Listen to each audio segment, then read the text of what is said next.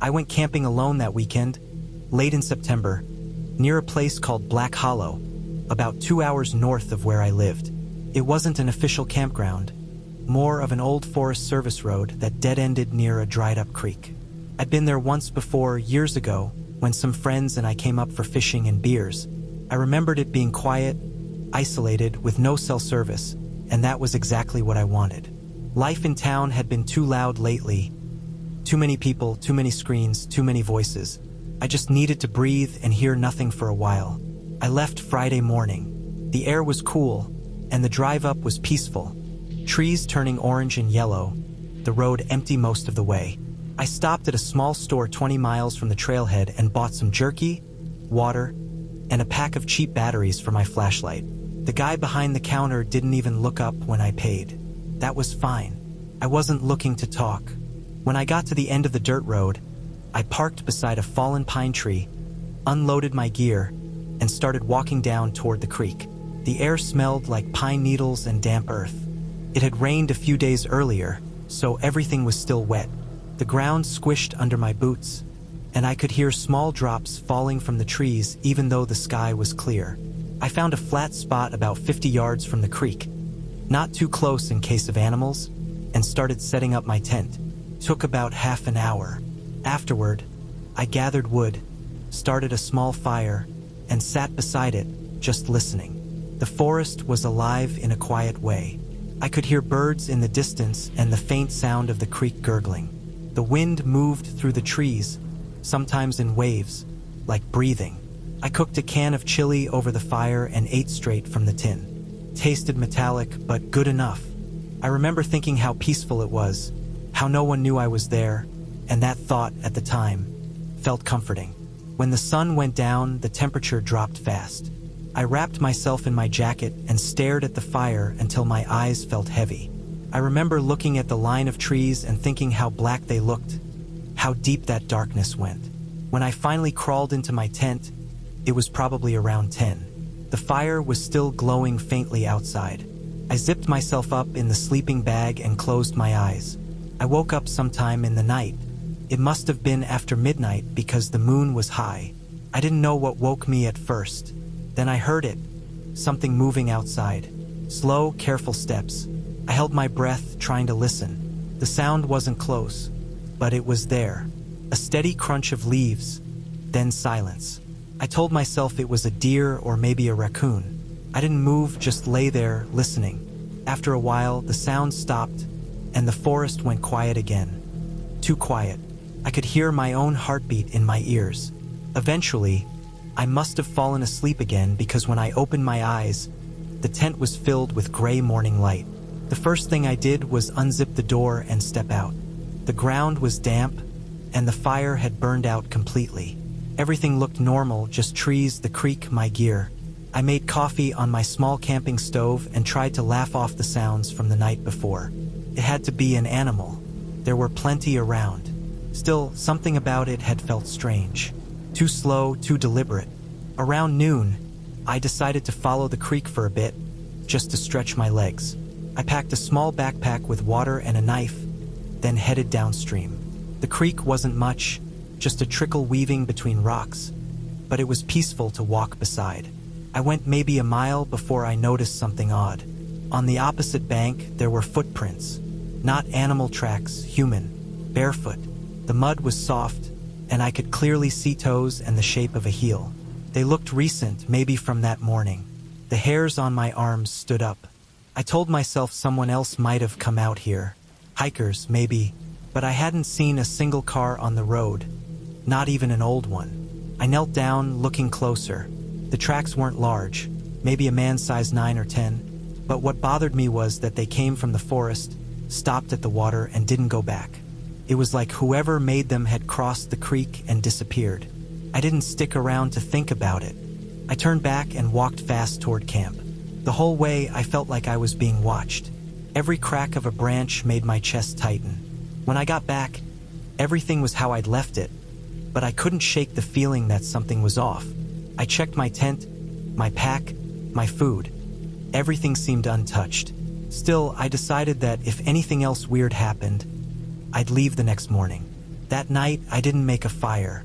I just sat in my tent with my flashlight, reading an old paperback.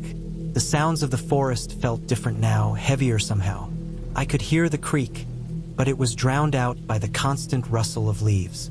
Around midnight, it happened again. Footsteps, closer this time. My chest went tight, and I switched off the light, holding my breath. The steps stopped right outside my tent. I could hear breathing, soft, shallow breathing, like someone trying not to be heard. I didn't move. My hand was on the knife beside me, but I was too scared to unzip the tent. The breathing lasted maybe 30 seconds. Then the sound of retreating steps, slow, steady, fading into the woods. I lay awake until morning, barely blinking. When the sun finally came up, I packed everything as fast as I could. My hands were shaking, but I forced myself to move slow enough not to drop things. I didn't even eat breakfast. I just wanted to be gone. Before I left, I looked around the campsite one last time. That's when I saw it. On the dirt, just a few feet from my tent door, bare footprints. The same as the ones by the creek. Fresh, clear. They circled my tent once, then led back into the trees. I started walking fast up the trail toward my car, looking over my shoulder every few seconds. The woods felt different in the morning light. Too open, too quiet. I didn't hear birds anymore, just the crunch of my boots and my own breathing. When I finally reached the car, I almost laughed in relief. The windows were fogged, and the metal was cold to the touch. I tossed my pack in the back and got in, but the driver's side door was unlocked. I always lock it when I leave, even out in the woods. Always. I sat there, staring at the handle, trying to convince myself I'd just forgotten this time. Then I noticed something else. On the inside of the windshield, right where the condensation had gathered overnight, there were two small, clear streaks, like someone had dragged their fingers down through the fog from the inside. I froze. My hands started shaking again. I checked the back seat, empty. The trunk, nothing. But I couldn't stop thinking about those streaks. I wiped them away with my sleeve, started the engine, and drove until I hit the main road. I didn't stop until I reached a gas station 20 miles away. Inside, under the buzzing fluorescent lights, I finally felt my heart slow down. I bought a coffee, sat in the car for a while, and tried to process what had happened. No ghosts, no monsters, just someone out there. Someone barefoot, moving through the woods at night, circling my tent, maybe even watching me sleep. I never went back to Black Hollow after that. I didn't tell anyone either. It's the kind of thing that sounds too strange to believe but too real to forget. Every time I think about it, I see those footprints in the mud and the fogged glass of my windshield. Those two faint streaks where fingers had pressed from the inside. Proof that I wasn't as alone out there as I thought. And that's what really scares me. Not what's in the dark, but who. I went camping alone one weekend in late October. It wasn't my first time camping by myself, but it was the first time I'd gone somewhere that isolated. The place was an old rock quarry deep in the woods about 3 hours outside of town. It had been shut down years ago, and the forest had slowly started taking it back. I found it by accident while scrolling through an old hiking forum. Someone mentioned that the area was quiet, good for stargazing, and rarely visited anymore. That was enough for me. I packed up my tent, sleeping bag, food, and a small cooler, and I left early Saturday morning. The drive was long and dull. The farther I got from the highway, the rougher the roads became. The pavement turned to cracked asphalt, then to gravel, then eventually to dirt.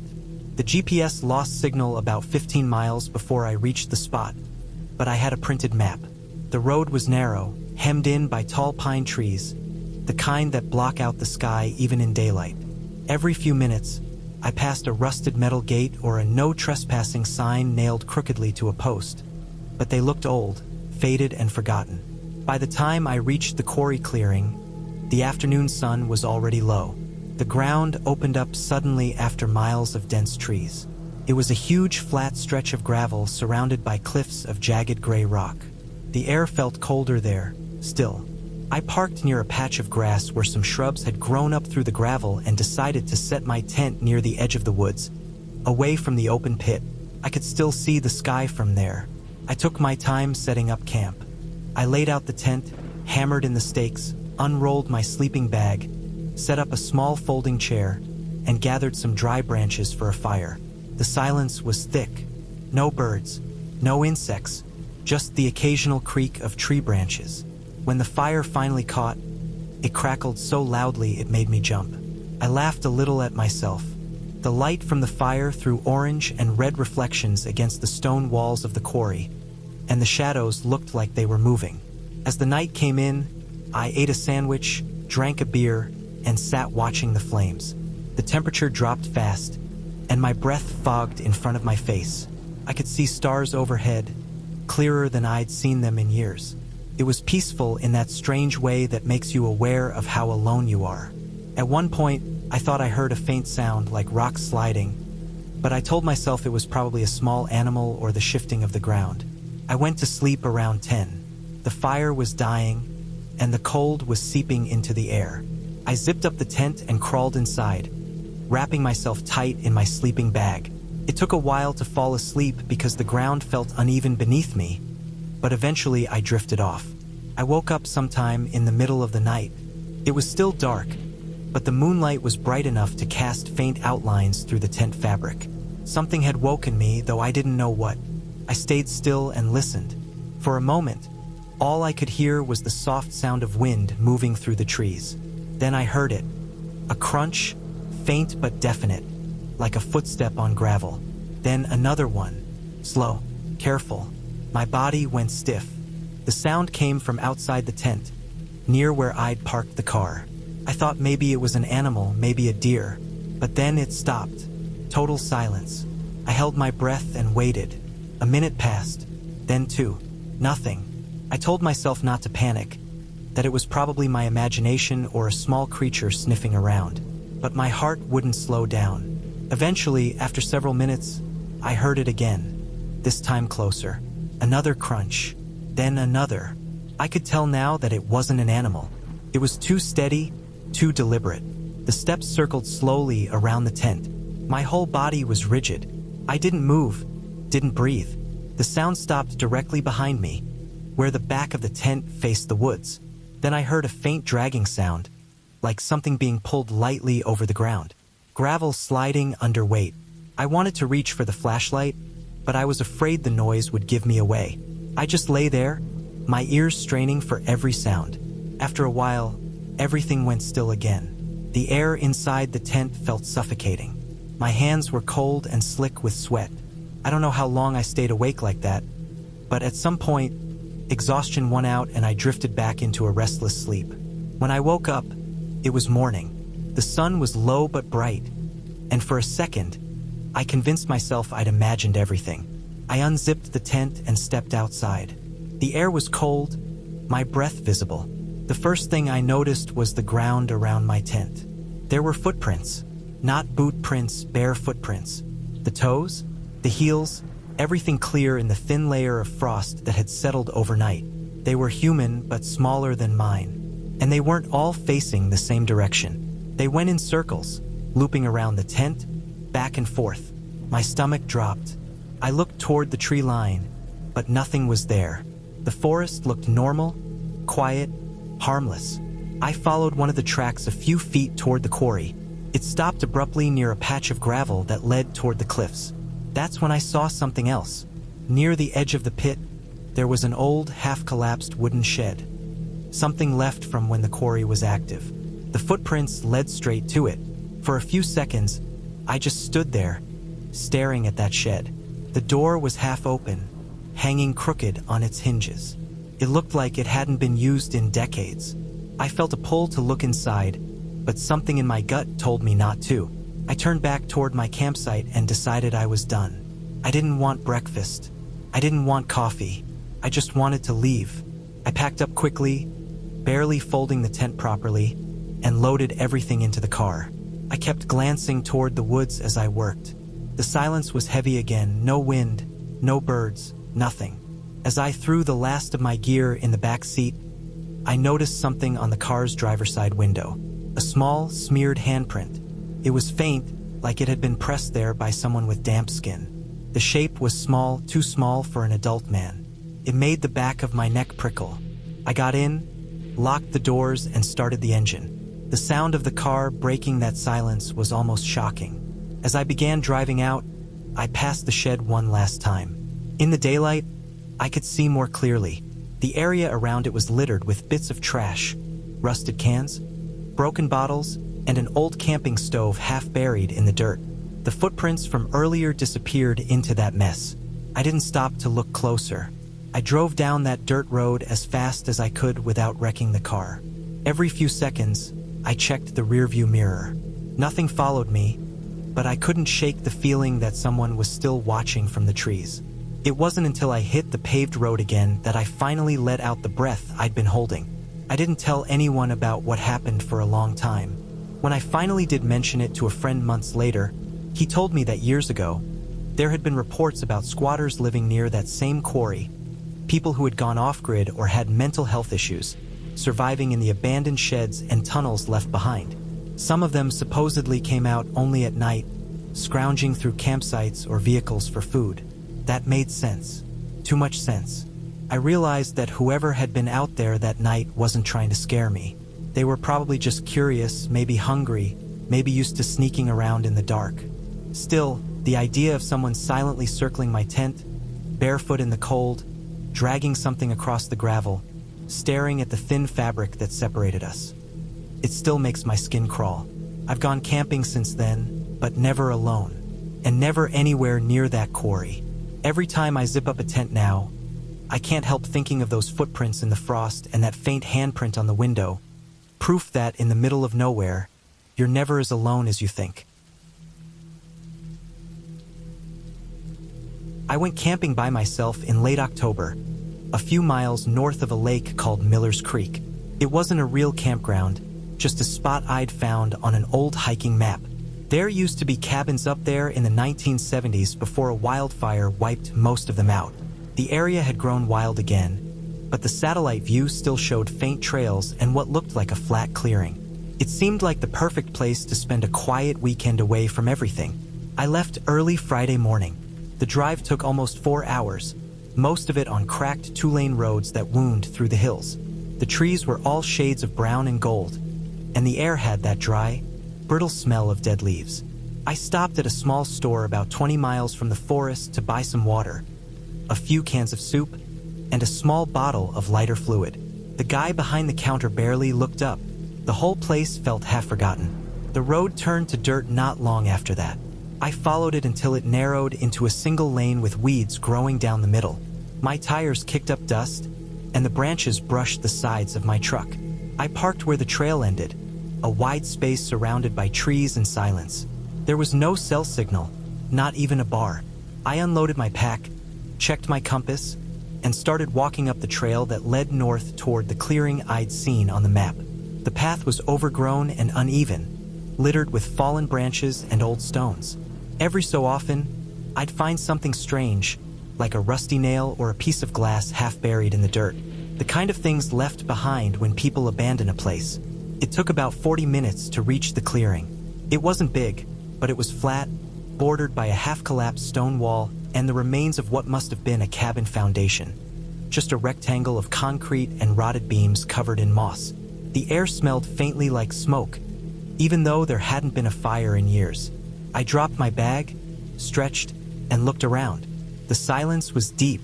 No wind, no birds, not even insects. I set up my tent beside the old foundation, a few yards from where the wall ended. It felt strange camping next to something so old and forgotten, but it was flat and clean. I gathered wood, started a fire, and boiled water for soup. The smell of the smoke and the sound of crackling branches made the place feel almost comfortable. As the sun went down, I could see a faint orange glow on the distant ridge, probably the sunset reflecting through the trees. I told myself. By the time darkness settled, the forest had gone silent again. I sat by the fire until the stars came out, drinking from my water bottle and watching the flames shift. The air dropped fast, cold enough that I could see my breath. The light from the fire barely reached beyond the trees. Everything outside that ring of light was just black. I eventually crawled into my tent and zipped the flap shut. The ground was uneven, and I could feel the bumps of old roots under my sleeping bag. I lay there listening to the faint popping of the fire outside. It was peaceful for a while. Then, sometime in the middle of the night, I woke up. The fire had burned low, and only faint red light flickered against the tent walls. I didn't know what woke me until I heard it, the sound of footsteps. Not close, but steady. Soft, deliberate crunches on the dry leaves.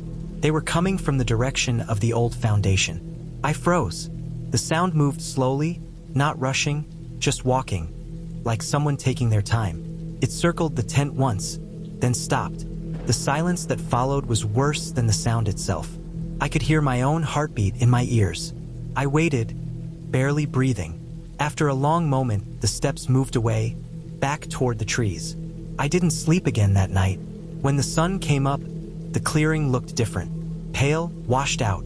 I unzipped the tent and stepped out. My fire pit was dead cold, and everything around it was still.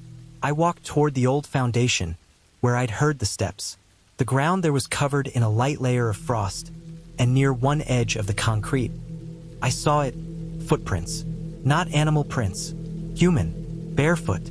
The toes were clear, pressed deep into the frost. There were several, all facing toward my tent. They stopped about 10 feet away. The skin on my neck tightened. I crouched to look closer. Whoever it was had small feet, maybe a woman's, maybe a teenager's. But what hit me hardest was the fact that there was only one set of prints. They came from the woods, stopped near the tent, and didn't go back. I stood there for a long time, just staring. The woods beyond the clearing looked quiet, but that morning silence didn't feel peaceful anymore. It felt heavy. I told myself it was nothing. Maybe an old hiker, maybe someone who lived nearby, though I knew how unlikely that was. I forced myself to eat breakfast, drink coffee, and try to shake it off, but the feeling stayed. That afternoon, I decided to walk a bit further north to see if I could find the lake. The trail was faint, half covered in leaves, and twisted around fallen trees. After about 20 minutes, I found another flat patch of ground with what looked like an old metal frame, maybe from a cot or bed. It was half buried in the dirt. The trees around it were marked with faint carvings. Letters, symbols, maybe initials, but time had erased most of them. The air felt colder there. I turned back. By the time I got back to camp, the light was fading again. I rebuilt the fire, ate another can of soup, and sat watching the flames. My nerves were tight. Every small sound from the woods made me flinch. I tried to convince myself it was just the forest settling, branches shifting, animals moving through brush. When I finally crawled into the tent again, I kept the flashlight in my hand. The night felt thicker this time. I couldn't hear the creek anymore, couldn't hear anything. Then, sometime after midnight, it started again. A faint sound of movement, leaves crunching, this time slower, more deliberate. My pulse spiked instantly. The sound stopped right beside the tent wall. I could hear breathing, soft, shallow, controlled. Not an animal's panting, not the wind. Human. I didn't move. The breathing stayed there for a few seconds, then shifted, something brushing lightly against the tent fabric, like a fingertip tracing it. It moved toward the flap. My chest felt locked. I gripped the flashlight but didn't turn it on. I just waited. After a long moment, the sound drifted away again, slow steps fading into the woods until there was nothing. The rest of the night, I stayed awake, staring at the thin fabric of the tent, listening to every noise, every gust of wind that might not have been wind. At dawn, I packed everything, fast. I didn't eat, didn't bother folding anything neatly. I just wanted out. The ground was hard with frost again, and I kept my eyes on it as I worked. That's when I noticed something else. A few feet behind where my tent had been, near the old foundation, the dirt was disturbed. There was a hole, not deep, but fresh, like someone had been digging with their hands. The dirt around it was dark, loose, still damp. In the center of the hole, half buried, was something small and red. I stepped closer and realized it was fabric, a torn piece of red flannel, old and stiff. I didn't want to know what was under it. I kicked dirt over the hole, grabbed my pack, and left. The trail back to the truck felt longer this time. The woods were dead quiet again. No birds, No insects, just the crunch of my boots. Halfway back, I glanced over my shoulder and froze. Someone was standing in the tree line, far behind me. Too far to see clearly, but close enough that I could make out the shape of a person, thin, still, not moving. They were facing me. I didn't stop to stare. I turned and walked faster, then faster again, until I was nearly running. When I finally saw my truck through the trees, my chest felt like it was going to burst. I threw everything into the back, slammed the door, and started the engine. As I drove off, I checked the mirror once. The road behind me was empty, just dust and trees. I didn't stop until I was miles away, back on the highway. When I got home, I looked up Miller's Creek again. I found an old article about the cabins that used to be there.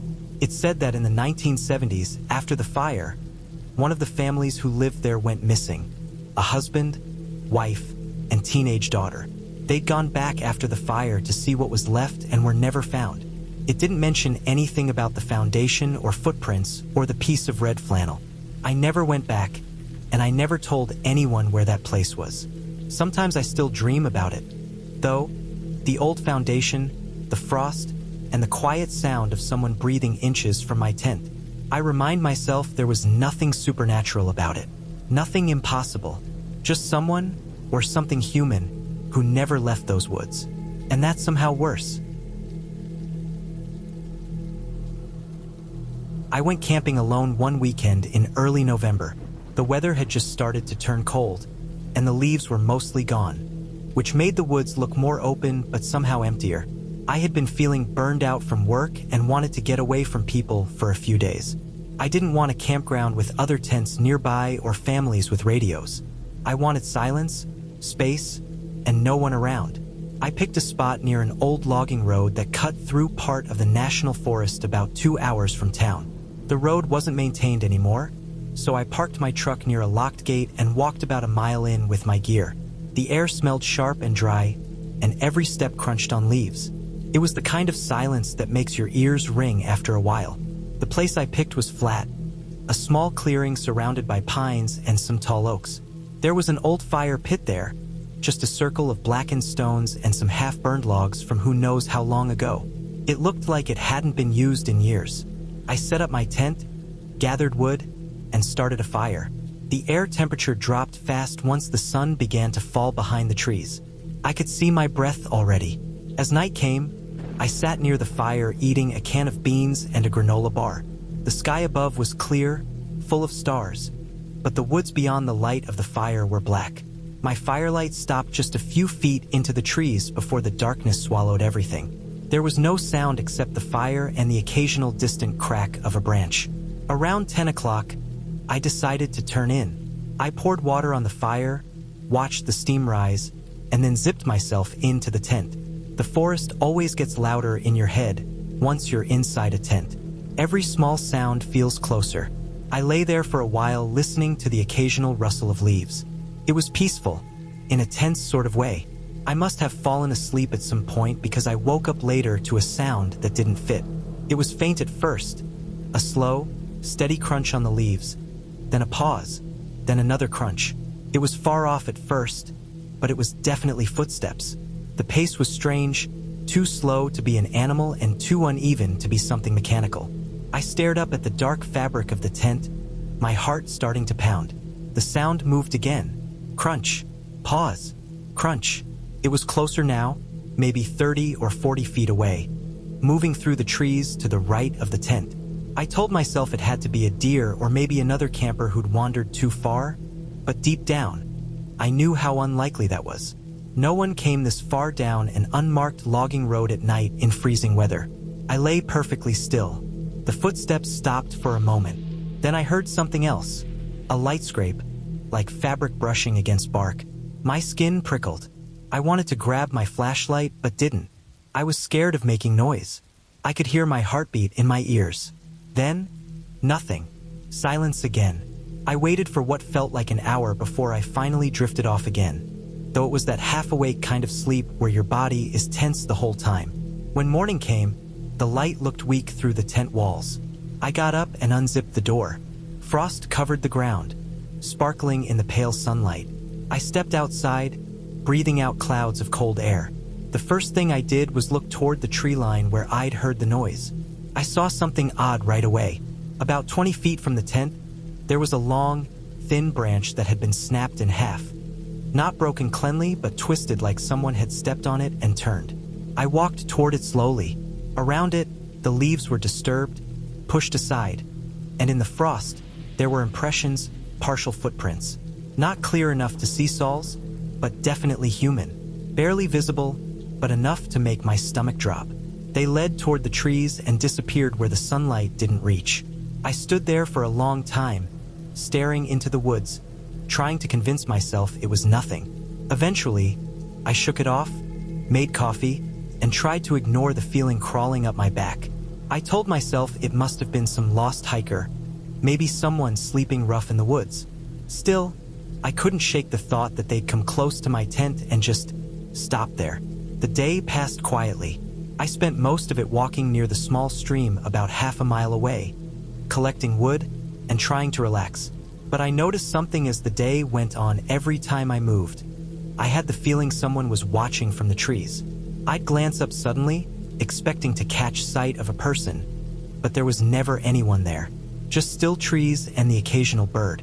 When the sun went down again, I made a smaller fire this time. I didn't want to draw too much attention. I sat close to it, staring at the flames, feeling that growing edge of unease in my chest. I couldn't explain it, but I didn't feel alone. Not in the usual way you feel surrounded by nature, but in a way that felt targeted, like something or someone knew exactly where I was. It got cold fast. I put out the fire early and got into the tent, not even bothering to change. I just wanted to sleep and get through one more night before leaving in the morning. I woke up again sometime past midnight. The air inside the tent felt colder than before. It was quiet, too quiet. Even the trees weren't moving. Then came the sound. The same slow, deliberate footsteps. This time, they were much closer. I could hear them clearly circling the tent. Crunch, crunch, pause, crunch. My throat went dry. I didn't move. The steps stopped just behind the tent. Then, a new sound. A soft, hollow tap, like a fingertip or a stick lightly hitting the back wall of the tent. Once, then again. Tap, tap. I could see the faint shape of the movement through the fabric, just barely. A darker outline shifting beyond the tent wall. I stopped breathing. My hands were shaking so bad I could feel the sleeping bag rustling against me. The tapping stopped, and the silence that followed felt heavier than anything I'd ever experienced. After a long moment, I heard the sound of slow footsteps moving away, back toward the woods. I stayed awake until dawn, frozen in place, watching the dim light slowly build. When morning finally came, I crawled out of the tent and looked around. The frost was thicker now, coating everything white. The ground behind the tent was disturbed, clear footprints this time, leading away into the woods. Human footprints, barefoot, the size of an adult man. I followed them a few yards, but they disappeared into the brush. I packed up as fast as I could, barely eating, barely thinking. The air felt different that morning, still but watchful. I kept glancing over my shoulder as I worked, feeling certain that if I turned fast enough, I'd see someone standing just beyond the trees. When I finally started walking back toward my truck, I kept my head low, walking fast, almost jogging the last stretch. The woods were silent. No birds, no wind, just the crunch of my boots on the frozen leaves. When I reached the truck, I dropped my gear in the bed and looked up for one last glance at the trail behind me. That's when I saw it, something small hanging from a low tree branch just a few yards into the woods. I walked closer, my stomach tight. It was my camping mug, the metal one I'd used for coffee the morning before. I was sure I'd left it beside the fire pit. Now it hung by its handle from a piece of twine, swinging slightly in the cold breeze. I didn't go any closer. I just stood there staring at it. Then I turned, got in the truck, and drove until I was back on the main road. I didn't report it. I didn't tell anyone. It's one of those things you can't really explain without sounding paranoid. I know what I saw though. The footprints, the tapping, the mug hanging from that branch. Someone was in those woods with me. Someone who knew I was alone. I haven't gone camping alone since. Sometimes I still wake up at night when the house is completely quiet and think about those footsteps circling the tent. That faint tapping sound on the thin wall between me and whatever was out there. It wasn't a ghost or a monster. It was a person. And that's what makes it worse. Because a ghost won't follow you home, but a person might. I went camping alone one weekend in early September. I had been working non-stop for months and needed to get away from screens, people, and city noise. I picked a small lake I found on an old map, a place I'd never been to before. It didn't even have a real name printed on it, just a blue shape surrounded by dense forest about 30 miles off the main road. The area was supposed to be state land, open to anyone willing to hike far enough to find it. I packed light: a tent, sleeping bag, some canned food, a small stove, a flashlight, and a folding knife. It was supposed to be a quick overnight trip. The hike was tougher than I expected. The trail hadn't been maintained in years. Trees had fallen across the path, and the air smelled damp and heavy. The further I went, the quieter it got.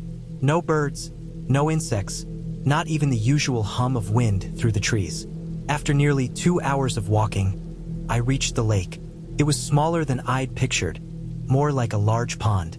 The water was dark, still, and rimmed by a line of reeds. Across from where I stood was a long hill covered in pines. It was completely silent except for the faint rustle of water against the shore. I picked a flat area near the tree-line to set up camp. The ground was soft, covered in pine needles. I set up the tent, unpacked my gear, and collected wood for a small fire.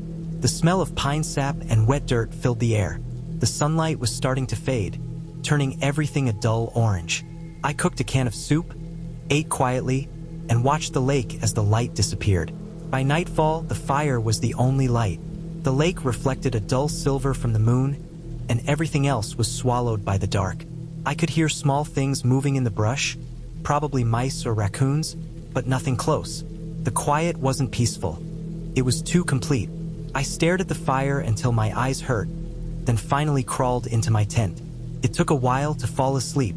The ground was uneven, and the night was colder than I expected. I drifted in and out, half dreaming, half listening to the forest. Sometime later, maybe after midnight, I woke up. It wasn't from a noise at first. It was from the feeling that something was different. I lay still, breathing slow, trying to figure out what had changed. Then I realized it was the sound of the lake. It wasn't quiet anymore. I could hear water splashing softly, like something moving through it. At first, I thought it might be a fish or maybe a beaver, but the sound was rhythmic: 2 steps, pause, 2 steps again, like footsteps in shallow water. I turned my head toward the direction of the lake, even though I couldn't see anything through the tent fabric. The sound went on for a while, slow and steady, then stopped. I waited, staring at the dark ceiling of the tent, counting my own heartbeats. Then I heard a new sound, something brushing through the reeds near the shore. Long, dragging noises, wet and heavy. It stopped again. I wanted to believe it was an animal, but something about it didn't fit. It didn't sound curious or nervous like a deer or raccoon would. It sounded patient, deliberate. The forest was completely still again for several minutes. Then came the sound of soft steps on the pine needles, closer this time. Slow, crunching under weight. The steps came from the direction of the lake, toward the tent. My throat went dry. I didn't move. The footsteps stopped maybe 15 feet away. I could hear my heartbeat thudding in my ears. Then, nothing. No wind, no movement, just silence thick enough to choke on. I must have stayed frozen for half an hour before I finally convinced myself to breathe normally again. I didn't dare move. Eventually, exhaustion won, and I drifted in and out of a shallow, nervous sleep. When morning came, the air was misty, and everything was wet with dew. I unzipped the tent slowly and stepped outside. The lake was calm again, like glass. My fire pit was cold, the ashes dark. I walked toward the water's edge, scanning the ground as I went. That's when I saw them. Footprints. Human footprints. Bare feet. They led from the water up toward where my tent was, stopping a few yards away. The prints were deep, clear, and fresh. I stared at them for a long time, trying to make sense of it. The mud around the prints was disturbed, like whoever it was had stood there for a while. I looked around the clearing, my heart beating hard. The woods were quiet again, but now it felt like the quiet had weight. I told myself it had to be a hiker, maybe someone who had come across my camp by accident. But why barefoot? And why come out of the lake in the middle of the night? The rest of the morning, I couldn't relax. I packed my things, but part of me wanted to believe it was nothing, to stay and prove to myself I wasn't just imagining things. So I decided to stay one more night. I told myself I'd leave at the first sign of anything strange. I spent most of the day trying to distract myself. I walked around the lake, following a faint animal trail that circled the water. On the far side, I found something unexpected, a small clearing with the remains of an old dock. The wood was rotted and covered in moss, half collapsed into the mud. Beside it was a rusted metal frame, maybe from an old chair or bench. It looked like someone used to come here often, decades ago. There were more footprints there, too, pressed faintly into the damp ground. Older ones, maybe a day or two old. Bare feet again. I didn't stay long. I walked back fast, glancing over my shoulder every few seconds. By the time I reached camp, the light was already fading. I made another small fire, ate, and sat staring at the water. The footprints from earlier were still there, half dried but still clear. I didn't like that they hadn't washed away. When the sun disappeared completely, I felt the air change again, thicker, colder. The firelight didn't seem to reach as far this time. I didn't bother staying up late. I put out most of the fire, left a few glowing embers, and crawled into the tent. I lay awake for a long time, listening. Nothing, just stillness. Eventually, I closed my eyes. Then, just like the night before, I woke up suddenly. No sound at first, just that same feeling again, like something nearby was wrong. I held my breath and listened. There it was, the sound of water, slow, steady splashing, something moving through the lake again. My chest tightened. It was the same pattern as before. 2 slow steps, then a pause, then 2 more. I stared at the roof of the tent, paralyzed. The steps reached the reeds and stopped. The dragging sound came again, wet and slow. Then, soft crunching, pine needles, footsteps, closer. The sound came up to the tent and stopped. The silence was so complete I could hear the faint creak of the fabric shifting in the cold air. Then, the slightest noise, something brushing the side of the tent. Light, like fingertips trailing over it. I didn't move. My whole body was shaking. The brushing sound went around the tent once, slow, then stopped at the backside, near my head. For a long time, there was nothing. Then I heard the faintest sound, a quiet exhale, a breath. I don't know how long I lay there before the sound faded away. Eventually, it went silent again. I didn't sleep. I just waited for daylight. When dawn came, I unzipped the tent with trembling hands. The air was heavy with mist, and my clothes were damp with sweat. I looked around. The ground was covered in footprints again, bare feet, circling the tent, leading back to the water. That was enough. I packed everything as fast as I could, shoving it into my backpack without caring how messy it was. My hands were shaking the whole time. I kept looking up toward the trees, half expecting to see someone standing there. When I reached the truck, I threw my gear into the bed and looked back one last time. The mist was thick over the lake, and for a second, I thought I saw something moving through it, a faint shape near the reeds, but I didn't stay to find out. I started the engine and drove until I hit the main road. Later, at home, I looked up everything I could about that area. The lake had no official record, but I found a few mentions in old hiking blogs. One post from over 10 years ago mentioned that someone had built a small cabin near the lake decades earlier and used to swim there daily until he drowned one summer. The cabin burned down years after, and the place was abandoned. That part didn't scare me. What scared me was the last line of that post. It said the man's body had never been found, only a trail of bare footprints leading out of the water. I don't believe in ghosts, and I still don't. I know what I heard and saw out there. Someone was living near that lake. Someone who didn't want to be found. I think about those footprints sometimes, circling my tent, standing just a few feet away while I tried not to breathe. It wasn't a spirit or a monster. It was a person, and a person who's willing to walk barefoot through a cold lake in the dark for no reason at all.